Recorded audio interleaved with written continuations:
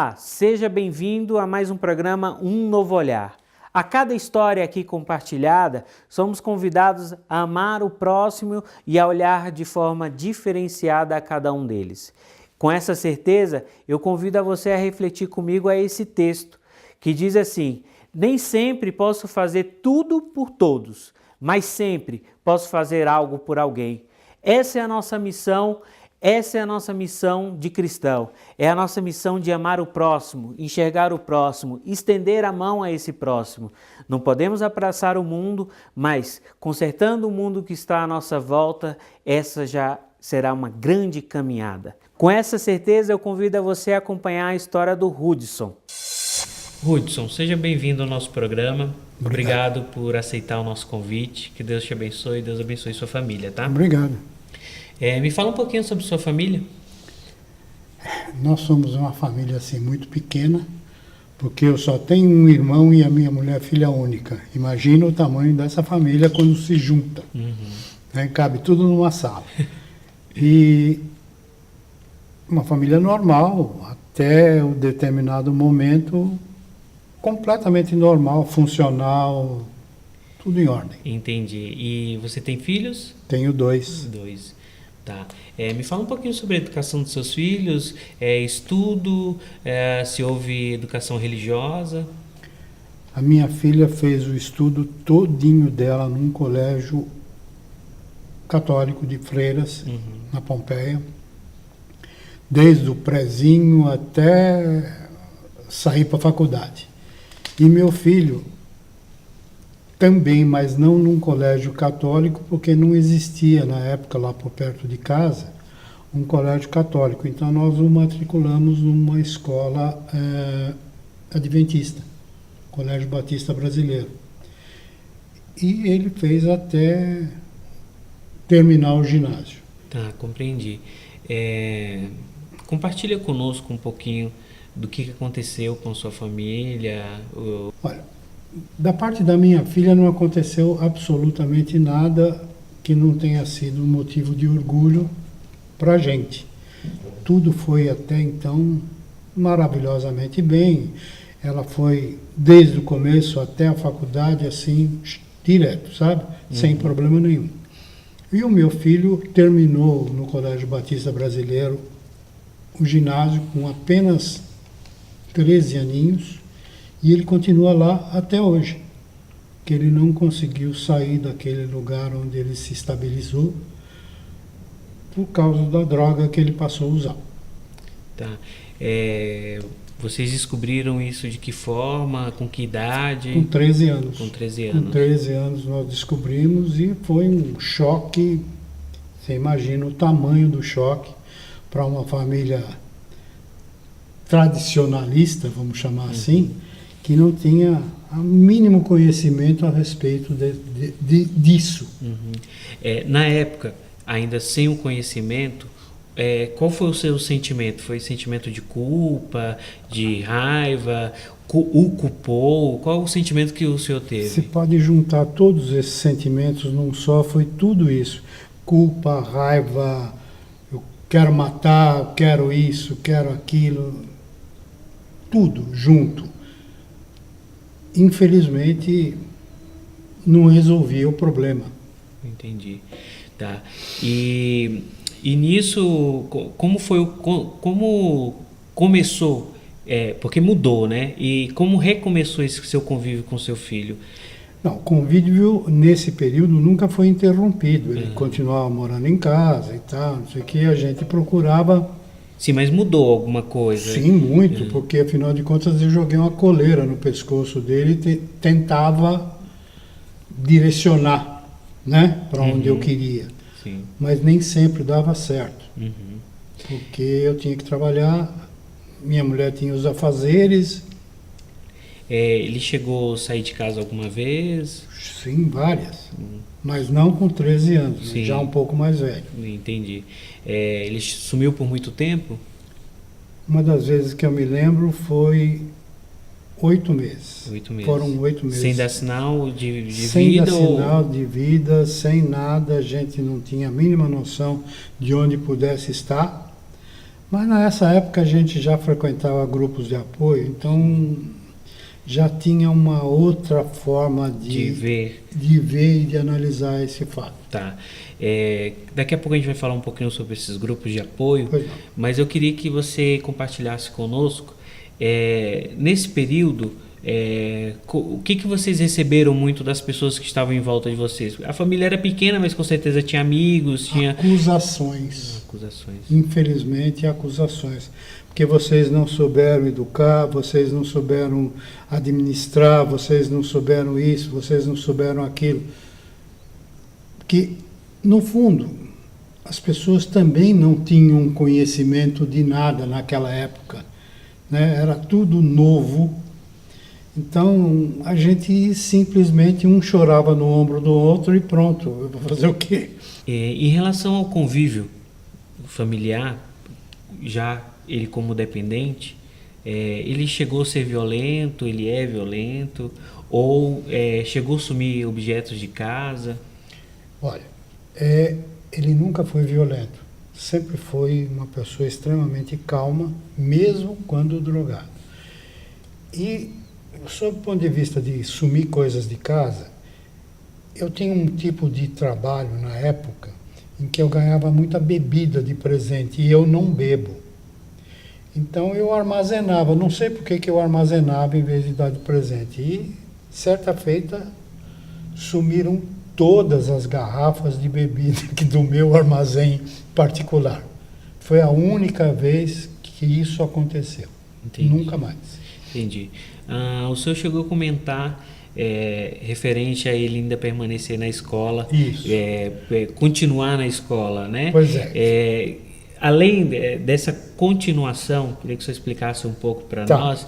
Porque aí, nesse momento que ele recebeu o diploma, naquela época chamava diploma do ginásio, não sei se você lembra disso, ele recebeu o diploma e nunca mais fez absolutamente nada.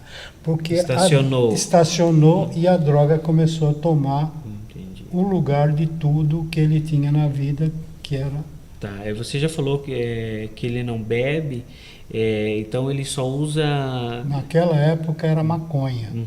Depois há uma evolução natural que chegou à cocaína. Entendi. Tá.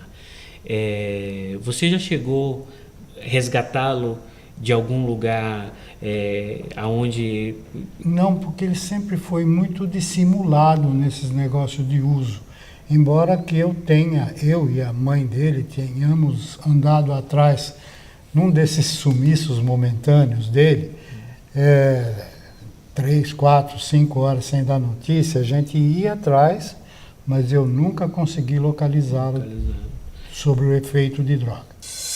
Talvez a sua história seja parecida com a do nosso convidado. Por isso, não saia daí. Voltamos já.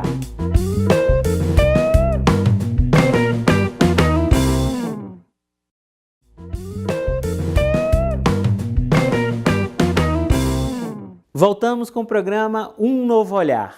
Antes de retornarmos para a nossa entrevista, eu convido a você a deixar o seu copo d'água próximo à TV ou ao monitor, que eu estarei logo mais abençoando, pedindo que Deus derrame sobre você a graça dos céus. Agora, vamos continuar acompanhando essa entrevista. Você poderia compartilhar conosco quanto tempo vocês estão nessa batalha? 30 anos. 30 anos, tá.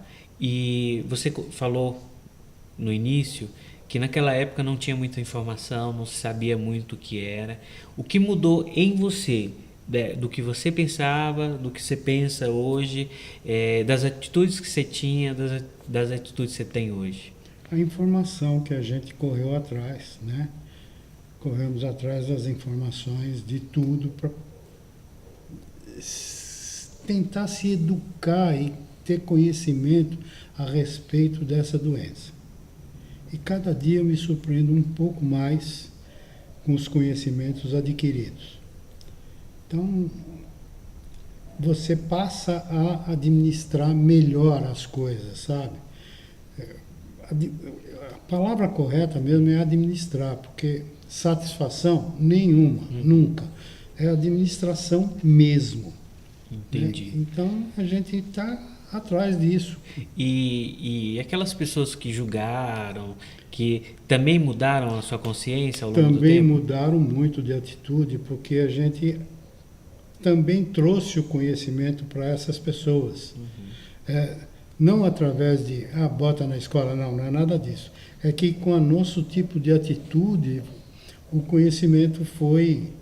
E aí as pessoas passaram a nos perguntar o que houve. Entendi. Então você passa a explicar o que há. Você comentou também sobre grupos de ajuda. Isso. Me fala qual grupo que foi fundamental. Olha, nós frequentamos inicialmente um grupo chamado Naranon. Durante cerca de 7 anos aproximadamente. Ele foi de muita ajuda, porque ele foi muito esclarecedor em algumas coisas que para nós eram um limbo, sabe? É um mistério, não sabia o que era. E depois, então, nós descobrimos o amor exigente. Aí foi o esclarecimento que faltava para aquilo que a gente tinha adquirido antes. Entendi. E como é o trabalho do amor exigente? É um trabalho de grupos pequenos, onde as pessoas interagem e compartilham as suas histórias, os seus sucessos e os seus fracassos. E algumas das dinâmicas do amor exigente é explicar o que é o que é o que, sabe? Essas coisas assim. O amor exigente seria um grupo para a família. Para a família. Do dependente químico. Exatamente, não é para ele, não. Para Para ajudar, para... Não, para ajudar você sair do buraco que você está enterrado. Entendi. Porque os familiares ficam tão ou mais doentes do que o dependente. Porque nós somos codependentes sem usar droga. Já imaginou que maravilha isso? Eles não, eles são dependentes, mas usam droga. Então, é diferente. Entendi. Com tudo que você aprendeu e vem aprendendo ao longo dessa sua caminhada, compartilha conosco algumas dicas, vamos colocar assim, para aqueles que estão em casa passando pela mesma dificuldade. É o primeiro erro crasso que as pessoas têm, e eu vejo isso lá no grupo que eu frequento, é que todos vêm com um único objetivo: tirar o dependente da droga. Isso não existe. Isso é impossível. O dependente só para de usar a droga no momento que ele quiser. E aí você pode atuar para ele querer. Mais nada. E qual ajuda e de que forma a família ela também pode se ajudar? No amor exigente existem 12 regras básicas, cada uma tem um mês do ano que ela é explicada, conversada e tal, essas coisas todas. Então, elas te esclarecem de coisas que você carrega em si e tem que ser esclarecido que você não é nada daquilo. Por exemplo, nós deixamos de utilizar as nossas raízes culturais. Porque todo mundo traz uma raiz cultural, não importa se é de educação alta ou não, mas tem. Ética não é na escola que se ensina, é na família. Não é? Sim. Então, o segundo princípio é que nós somos gente também. Porque nós deixamos de ser gente quando passamos a ser codependentes. Codependente. Nós temos limitações financeiras e emocionais, que são as mais importantes. Nós somos carregados de culpa. Onde foi que eu errei? Não é? Não errou em nada. Isso tem que ser esclarecido. Outra, que é o 7º princípio. Você tem que tomar atitude. Porque não adianta você ter um monte de coisas teóricas e não ter uma atitude para formalizar essas teorias todas. Com tudo que você aprendeu, compartilha conosco o que você pensava sobre um dependente químico, qual era a visão que você tinha e hoje, qual é a visão que você tem referente a um dependente químico. Porque muitos falam, aqui chamaram a atenção, acabou entrando num buraco e não consegue sair. Então me explica sobre isso, o que você achava que era e hoje o que realmente você aprendeu que é. Olha, antes eu achava que ele era um bandidinho sem causa. Hoje eu acho um doente que precisa de muita ajuda. É uma doença que apareceu por causa das drogas ou era uma doença que já existia? Não, é uma doença que já existia. Uhum. Se você olhar os seus dependentes químicos no seu histórico, desde a infância você vai encontrar coisas que não é normal numa criança de 5, 6 anos de idade. Então, a dependência só trouxe... Dependência não existe, eu acho. É minha opinião. Sim. Eu não quero ser o dono da verdade. O que existe é uma doença chamada comportamento inadequado. Entendi. Eu queria, para encerrar a nossa entrevista, eu queria que você deixasse uma mensagem para os pais que estão nos assistindo, talvez estão passando pela mesma situação, ou... se um dia ela se deparar com essa situação, ele possa lembrar disso. Procurar ajuda. Porque sozinho você não consegue sair. Existem centenas de pessoas que conseguiram sair de uma forma ou de outra. Não é resolver o problema, mas é sair desse buraco que a gente se mete. Como a gente diz lá no nosso grupo, quando você entra por aquela porta, você não está entrando na porta do paraíso, mas seguramente você está saindo do inferno. Aquela porta é a saída do inferno. Então, procure ajuda. Obrigado por ter essa coragem de compartilhar conosco essa história. Que Deus te abençoe. Muito obrigado. Que Deus abençoe toda a sua família. Muito obrigado. E se Deus quiser, você vai vencer cada dia mais. Graças a Deus. O amor de um pai é imenso e infinito. Como foi bonito acompanharmos essa história do nosso convidado, aonde ele demonstra esse amor eterno e claro pelo filho e por essa luta para salvá-lo deste mundo. Por isso, nessa certeza que o Pai Celestial também nos ama infinitamente, pedimos a Ele que Ele derrame sobre cada um de nós a sua bênção e sua graça. Meus caríssimos irmãos e irmãs em Cristo, eu não sei o que você esteja passando em sua casa, eu não sei o que você necessita, mas eu quero clamar agora neste momento que Deus derrame sobre você a bênção e a graça. Junto comigo, vamos orar para São Miguel Arcanjo, pedindo que venha nos proteger cada vez mais. São Miguel Arcanjo, defendei-nos do combate, seja nosso refúgio contra as maldades e as ciladas do demônio. Ordena-lhe Deus, instantemente os pedimos, e vós, príncipe da milícia celeste, pelo divino poder, precipitai no inferno a Satanás e a todos os espíritos malignos que andam pelo mundo para perder as almas. Assim seja. Amém. Agora, vamos abençoar a água, pedindo que Deus derrame sobre nós a força e a graça. Que Deus derrame sobre nós a bênção da saúde. Que Deus derrame sobre nós a unção do Espírito Santo. Em nome do Pai, do Filho e do Espírito Santo. Amém. Muito obrigado pela sua companhia. Que Deus te abençoe.